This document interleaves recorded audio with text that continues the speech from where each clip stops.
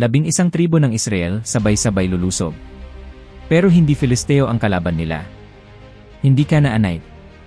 Kapatid nila mismo, ang tribo ng Benjamin. Bakit sila ang nagpapatayan? Anong nangyari sa Gibeah na umabot sa puntong mas pipiliin pa nilang sunugin ang sarili nilang lungsod, makapal na usok lang ang gawing hudyat, para lang manalo?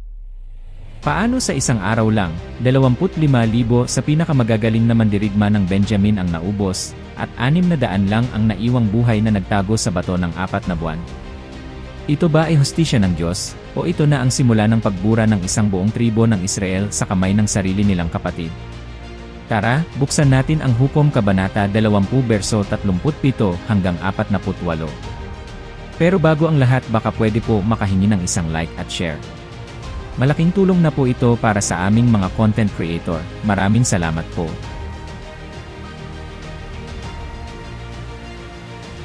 Manood, magsaliksik, at matuto sa ating kasaysayan, dahil dito tiyak ikaw ay may mapupulot na kaalaman sa ating nakaraan.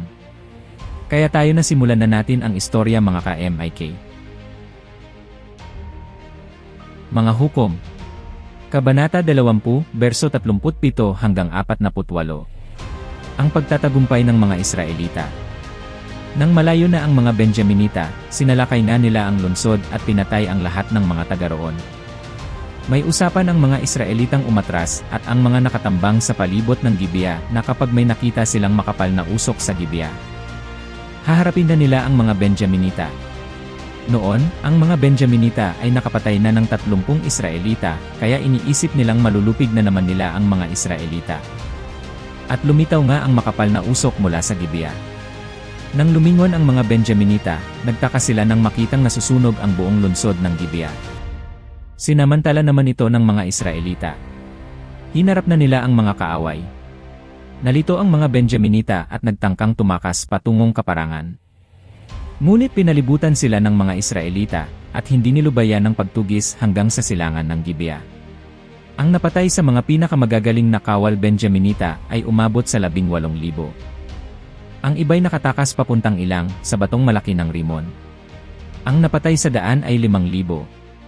Patuloy silang hinabol ng mga Israelita, at nakapatay pa ng 2,000. Lahat-lahat ng napatay na Benjaminita ng araw na iyon ay 25,000 na pawang mga matatapang na mandirigma. Ang nakatakas sa batong malaki ng Rimon ay 600, at ang mga ito ay nanatili roon ng 4 na buwan. Binalikan ng mga Israelita ang iba pang Benjaminita at pinatay lahat, pati mga hayop. Pagkatapos, sinunog nila ang lahat ng bayang sakop ng Benjamin. Sa Hukom Kabanata 20 verso 36 hanggang 48, hindi lang natin nakita ang pagbagsak ng Benjamin, nakita natin kung paano ang isang maliit na kasalanan ay kayang sumunog ng isang buong tribo. Una, natutunan natin na ang kinukonsinti ay nagiging kasalanan na rin natin. Ang buong gulo nagsimula sa Gibeah, pero hindi ang buong Benjamin ang gumawa ng krimen. Pinili lang nilang protektahan ang may sala. At dahil doon, sa verse 37 at 40, sila mismo ang nanood habang sinusunog ang sarili nilang lungsod. Minsan hindi tayo ang gumagawa ng mali, tayo yung nananahimik. Pero ang katahimikan na nagtatakip ng mali, sa huli tayo rin ang masusunog. Pangalawa, nakita natin kung gaano kadaling mabulag ng maliit na panalo. Sabi sa verse 39, nakapatay ang Benjamin ng 30 kaya akala nila panalo na naman. Sila tulad ng dati. Hindi nila napansin na habang humahabol sila, inilalayo na sila sa kanilang tahanan. Ganyan din tayo. Kapag may konting tagumpay, konting likes, konting palakpak, akala natin tama na ang direksyon natin. Hindi natin namamalayan na may usok na pala sa likod natin.